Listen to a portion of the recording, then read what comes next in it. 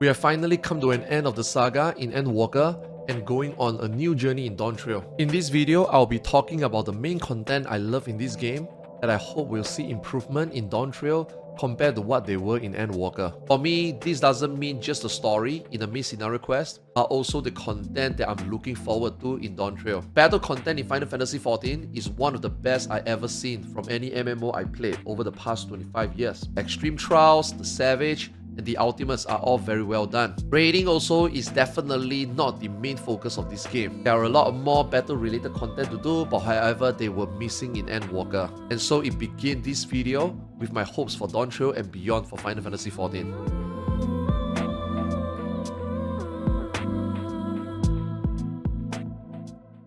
Let's start with my favorite contents in this game, the EX Trials, the Savage, and the Ultimates. In terms of difficulty, I think they are in a very good spot. For Savage fights, I think it's time it needs to be a little bit different. Savage doesn't need to be more difficult than before, but just an injection of fresh mechanic would do. Looking at normal mode first boss, as we've seen in the PLL, seeing hitboxes being small again, plus how big the arena seems, does bring excitement in more possible party movement for Savage. Overall, is it really going to be more fun and difficult? It's really up in the air, and I trust the dev to surprise us in Dawntrail and make fresh stuff for us ready to enjoy. Another raid here, another 4 turns, but I think the formula works. Let's just focus and see whether they can make more interesting stuff for us to do in Savage. Next, the Ultimate fights. Ultimate is the best content in this game hands down. Not only it is the content that is the most challenging, but it is also the best content to watch even if you can't do them during progression. Very important to note that during content, all 5 ultimates are challenging yet unique on its own. If there's anything the Final Fantasy XIV dev team has been always doing right,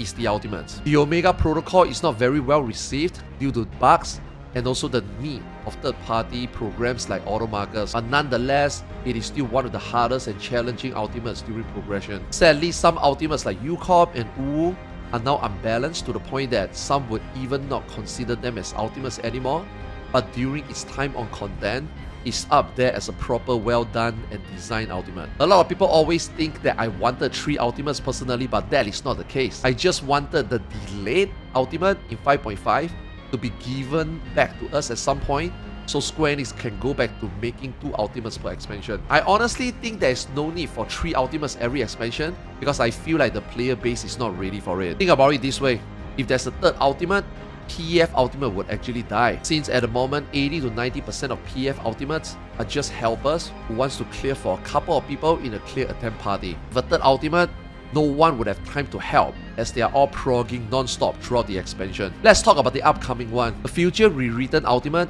does not need to be as hard or as good as DSR, which to me is the best ultimate. It just needs to be, just like other ultimates so far, unique and challenging, and I think the Final Fantasy dev team has shown that they can do it. I cannot wait for progression weeks again, man. It's been so long since the last one. Next is the Extremes. Honestly speaking, the Extreme Trials are just what it is. I don't expect much or anything at all from the Extreme Trials. But please, no more Zeromus EX. It was just a very bad design EX for the finale, and I think everyone agrees. Most EX Trials are exactly where they should be in terms of difficulty and fun, and I think that's fine. The second thing I want to talk about is the 24-man Alliance raid. While Extremes, Savage, and Ultimate has been keeping up to its standard, 24-man now just look good, but sadly doesn't play good. Comparing the Nier raid in 5.0 and Myth of Eosia in 6.0, the Evilist series in 4.0 were just so good overall for everyone. There's enough fun, pain, suffering, and yet we are all still be able to clear with a sense of accomplishment for every player. The Nier raid was straight up just a fan service, which honestly is cool and I liked it. However, we all thought Nier was the least we could expect from 24-man, and they somehow managed to drop the bomb on us with the Myth of Eosia. The Myth of Eosia was just a raid with the original stories of the 12s, which is the key part of the story in Final Fantasy XIV, and they decided to go the direction of just letting anyone be able to do it because it's more for lore purposes than actual gameplay purposes. Now, I'm not saying that the mechanics are bad, but honestly, it's just not as good as the other 24-man. I also want to emphasize, I am not saying that the 24-man Alliance raid needs to be way more difficult just for endgamers. Evilist, for what it was, can still be reasonably cleared by anyone in the first week, or even the first day, or even the first lockout. The Myth of Eosia is just too easy, where everyone can do it in a pool. Remember, 24-man is a weekly lockout content, and I think they should do what they did before, where parties communicating with one another, having to do things differently, and troubleshooting together as an alliance to bring down the bosses like what they did in Ivalice. Ivalice is not that difficult anyway. It is the perfect difficulty for everyone to enjoy in an actual MMORPG setting. The Myth of Eorzea is just like a 24-man dungeon where party members or party don't even matter. To me, the Myth of Eorzea have made 24-man alliance raid lost its entire identity. Again, I want to emphasize, I'm not asking it to be Mission Impossible. I'm simply expecting them to make 24-man actual 24-man, where it's fun, like how an actual alliance raid should feel like. Spending 60 to 100 minutes for day 1 24-man clears honestly isn't asking too much from the players. And to be honest, it's not like it's that hard to begin with. Our recent 24-mans are just one pool and done. There's zero risk, zero real fun, and zero impact being in any party.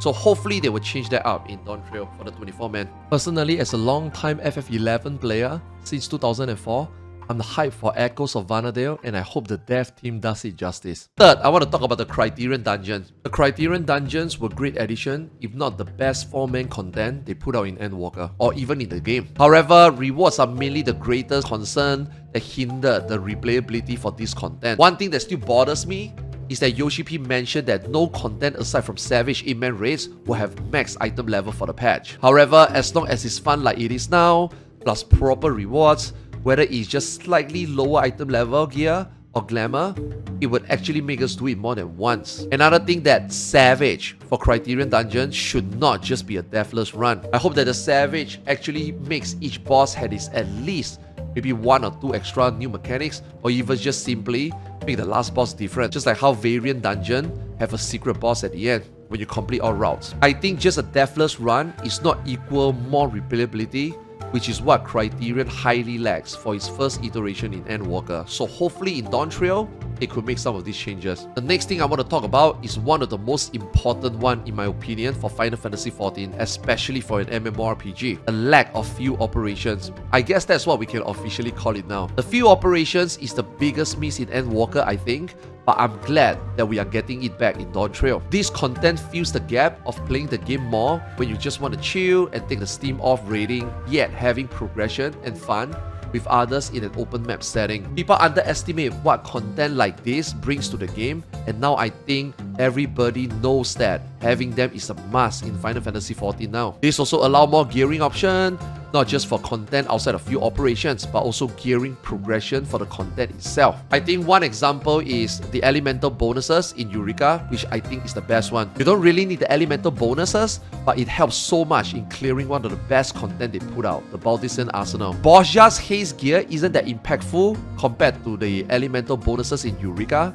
but I think it is still an option to help in DRS. Recently, Yoshi P also acknowledged that Borgia was too easy and non-impactful in terms of progression, whether it's leveling or gearing compared to Eureka, but he also felt that Eureka went too far being too troublesome. I feel like we need a few operation in between Eureka and Borgia, and I'm very glad that Yoshi P also said that that's exactly what he's looking for in Dawntrail. So I'm really excited for this one. Let's talk about the jobs next. Honestly, this one will have to wait and see, but a lot of jobs in Dawntrail are seemingly more fun at level 100 compared to level 90 in Endwalker. Storm's Blood for me personally is definitely peak job design, but that is a thing in the past. Shadowbringer was okay for its first iteration, and that was when the infamous 2 minutes meta were introduced, but honestly it wasn't that bad. However, in Endwalker, the 2 minutes meta become boring, and it's not just because it was bad, but it is also because boss encounter did not make them fun to execute. For example, in Shadowbringer, 2 minutes window